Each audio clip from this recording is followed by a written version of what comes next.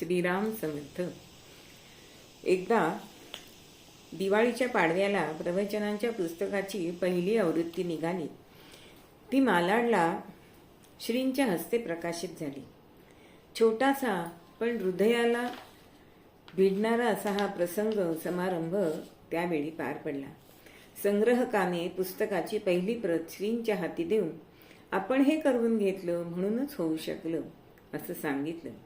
त्या संग्रहकाचे कौतुक करत श्री म्हणाले की यामधील एक जरी प्रवचन अंगी बाळगून त्याप्रमाणे नामात रंगून जाण्याचा प्रयत्न केला तर या संकल्पनाची पूर्तता झाली असं म्हटलं जाईल. तसेच एक जरी मनुष्य हे पुस्तक वाचून नाम घेण्याकडे प्रवृत्त झाला तरी या पुस्तकाचं चित झालं असं म्हणायला हरकत नाही.